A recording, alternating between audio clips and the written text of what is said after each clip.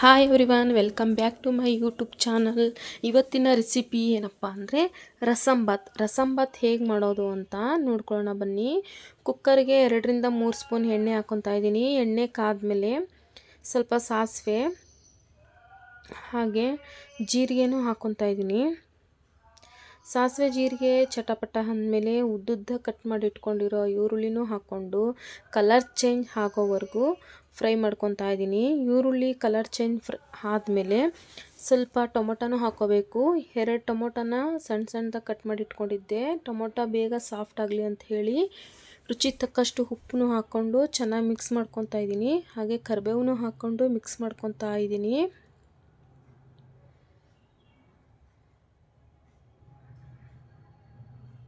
ಸ್ವಲ್ಪ ಅರಿಶಿನದ ಪುಡಿನೂ ಹಾಕ್ಕೊಂಬಿಡಿ.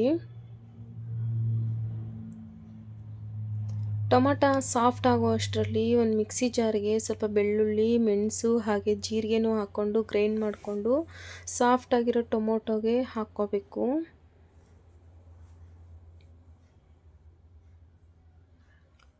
ಚೆನ್ನಾಗಿ ಮಿಕ್ಸ್ ಮಾಡಿಕೊಂಡು ಸ್ವಲ್ಪ ಚಿಲ್ಲಿ ಪೌಡ್ರ್ ಹಾಕ್ಕೊಳ್ಳಿ.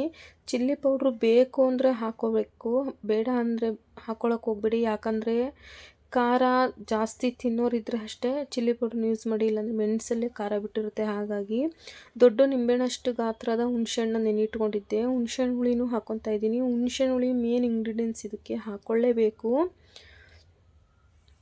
ಹಾಗೆ 1 ಗ್ಲಾಸ್ ಅಕ್ಕಿ, 1 ಗ್ಲಾಸ್ ತೊಗರಿಬೇಳೆನ ನೆನೆಸಿ ತೊಗೊಂಡಿದ್ದೀನಿ.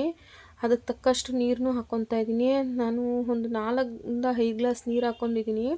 ನೀವು ಬೇಕು ಅಂದರೆ 1 ಗ್ಲಾಸ್ ಎಕ್ಸ್ಟ್ರಾನೇ ಹಾಕ್ಕೋಬೋದು. ಯಾಕಂದರೆ ನೀರು ಎಕ್ಸ್ಟ್ರಾ ಹಾಕ್ಕೊಂಡಷ್ಟು ರೈಸು ಸ್ವಲ್ಪ ಸಾಫ್ಟಾಗಿ ಬರುತ್ತೆ. ಹಾಗಾಗಿ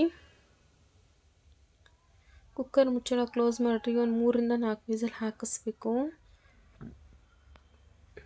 ನೋಡಿ, ರೈಸು ಹಾಗೆ ಬೇಳೆ ಎಲ್ಲ ಚೆನ್ನಾಗಿ ಬೆಂದಿದೆ.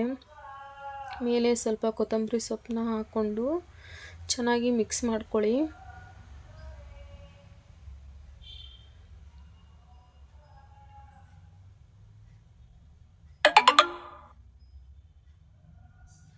ತುಂಬಾ ಚೆನ್ನಾಗಿರುತ್ತೆ ಫ್ರೆಂಡ್ಸ್, ಒಂದ್ಸಲಿ ಟ್ರೈ ಮಾಡಿ.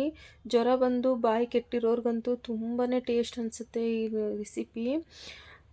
ರೆಸಿಪಿ ಇಷ್ಟ ಆದರೆ ಲೈಕ್ ಮಾಡಿ, ಶೇರ್ ಮಾಡಿ, ಹಾಗೆ ಸಬ್ಸ್ಕ್ರೈಬ್ ಆಗೋದನ್ನ ಮರಿಬೇಡಿ. ಸಬ್ಸ್ಕ್ರೈಬ್ ಮಾಡ್ಕೊಳ್ಳಿ ನಮ್ಮ ಚಾನಲ್ನ ಫ್ರೆಂಡ್ಸ್. ನೀವು ಒಂದ್ಸಲಿ ಟ್ರೈ ಮಾಡಿ, ತುಂಬ ಟೇಸ್ಟ್ ಆಗಿರುತ್ತೆ. Thank you for watching.